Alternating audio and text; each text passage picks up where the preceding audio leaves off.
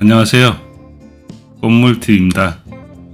이번 시간에는 방염에 대해서 알아보도록 하겠습니다.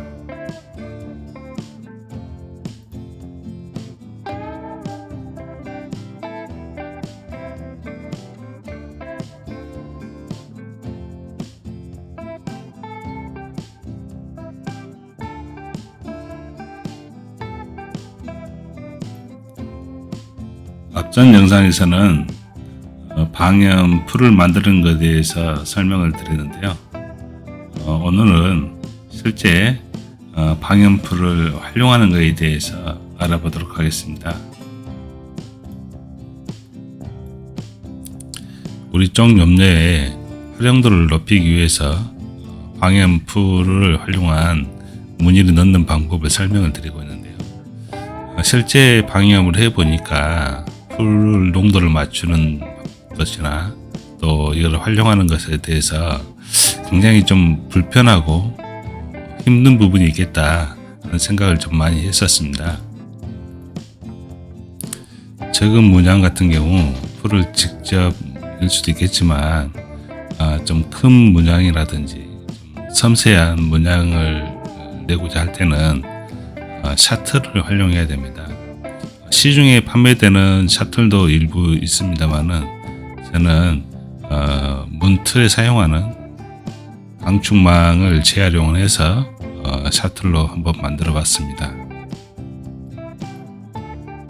샤는 보통 30에서 50메시 정도 사용을 하는데요. 수가 높으면 높을수록 더 촘촘합니다. 그래서 이제 풀이 좀 빠져나가는데 불리할 수도 있다 생각이 돼서 저는 한 35mc 정도를 사용을 했습니다. 원사의 재질은 포노필라멘트라고 그러고요. 원사 두께가 0.185mm입니다.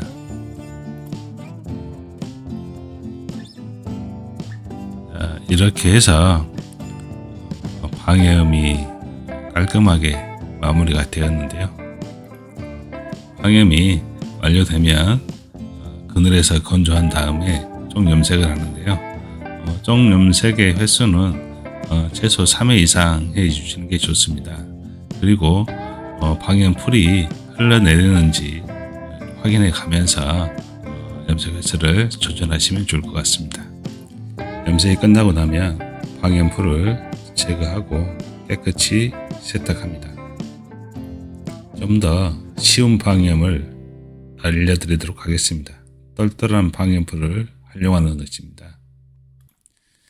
이번 영상을 만들면서 일반인들이 방염풀을 만들어서 방염을 하고 쪽 염색을 하는 것이 그리 쉬운 일이 아니다는 것을 깨달았습니다. 그래서 새로운 방염풀을 개발했는데요. 방염 효과는 뛰어나고 물에 쉽게 풀리지 않으면서 샤틀과 같은 이런 것을 사용하지 않고도 방염을 잘 할 수 있는 풀입니다. 똘똘한 방염 풀을 가지고 방염을 하는 것을 간단히 설명을 드리면 우선 피어물을 바닥에 잘 고정을 합니다. 고정을 할 때는 종이 테이프를 활용하셔서 부착을 하시면 그 작업하는 과정에서 원단이 이탈하거나 형지가 이탈하는 것을 방지할 수가 있습니다. 제가 개발한 방염풀입니다. 이 방염풀은 저희 쇼핑몰을 통해서 판매를 하는 것으로 하겠습니다. 방염풀은 치약 짜듯이 이렇게 짜서 활용을 하는데요. 거의 그 느낌은 치약과 같은 그런 느낌이 납니다. 그래서 이렇게 가볍게 형지 안으로 똘똘한 방염풀이 들어갈 수 있도록 이렇게 천천히 작업을 해주시면 됩니다.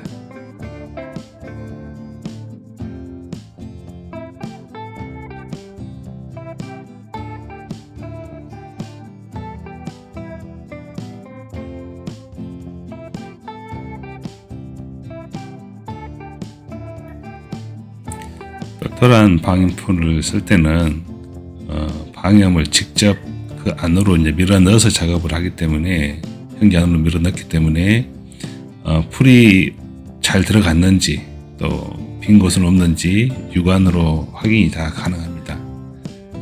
단점이 하나 있다면은 작업 속도가 조금 더디다는 것입니다.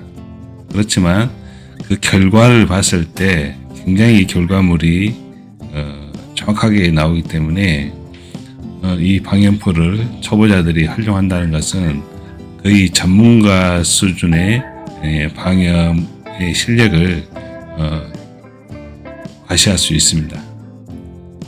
똘똘한 방염풀은 기존 풀과는 달리 흘러내리거나 번짐 현상이 없기 때문에 작업을 좀 더 편하고 용이하게 할 수 있습니다.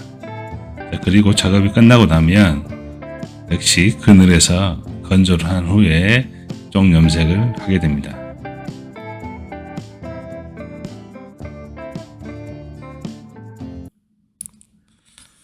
한번 사용했던 쪽물도 버리지 말고 재활용해 주시면 됩니다.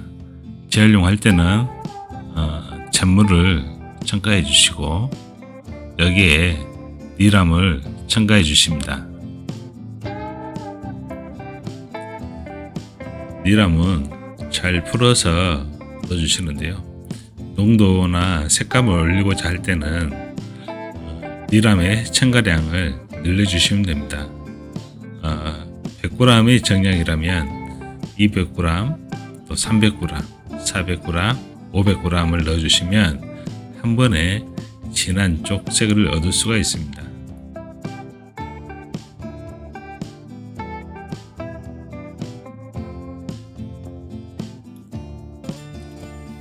환원제 첨가량은 니람 무게의 10% 정도입니다. 그러나 환원제 첨가 후 녹색이 남아있다면 환원제를 조금 더 첨가해 줍니다. 방염은 쪽물이 완전히 식은 다음에 진행을 합니다. 뜨거울 때 진행을 하면 방염풀이 쉽게 풀어질 수 있는 위험이 있기 때문에 될 수 있으면 쪽물이 완전히 식은 다음에 진행을 하게 되겠습니다. 쪽물이 공기 접촉을 최대한 하지 않도록 조심해서 쪽 염료를 따라주시고요. 방염이 된 곳이 아래를 향할 수 있도록 해주시고 조심스럽게 공기를 빼주시면 됩니다. 쪽 염색은 3-4분 정도 진행을 하는데요.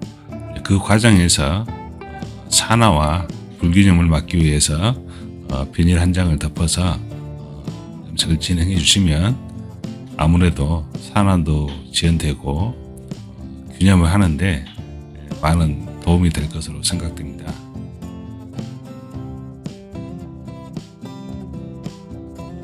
(3, 4분) 정도 염색한 이후에 꺼내서 공기 중에 산화시킵니다.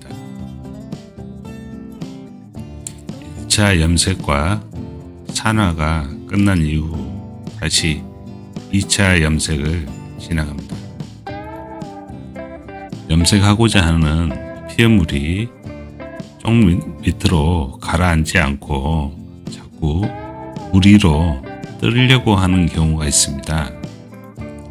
이러한 경우는 포발이나 세탁이 제대로 이루어지지 않는 경우들입니다.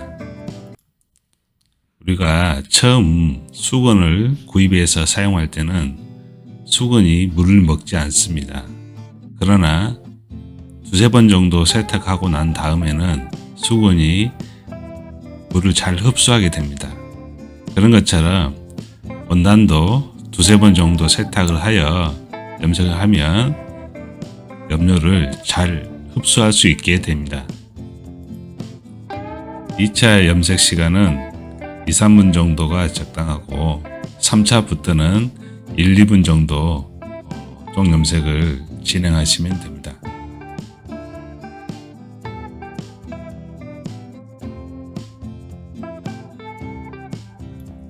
이렇게 5번 정도 반복 염색을 하였습니다. 5번 정도 반복 염색을 하는 동안 똘똘한 방염풀은 흘러내리거나 떨어지지 않고 견고하게 잘 붙어 있는 걸 볼 수 있는데요. 그리고 수세 과정에서 방염풀이 쉽게 잘 떨어져 나가는 것을 보실 수 있습니다. 기존 방염풀과 똘똘한 방염풀을 사용하여 방염을 해봤는데요. 똘똘한 방염풀을 사용했을 때 보다 선명하고 깨끗한 무늬가 나오는 것을 보실 수가 있습니다. 현기는 PVC 0.3mm짜리를 사용해서 쉽게 찢어지지 않고 반영구적으로 사용할 수 있도록 제작을 해봤습니다. 현기는 사용자의 기호에 맞게 사용하시면 되는데요. 저는 일단 쿠션을 한번 만들어 보겠습니다.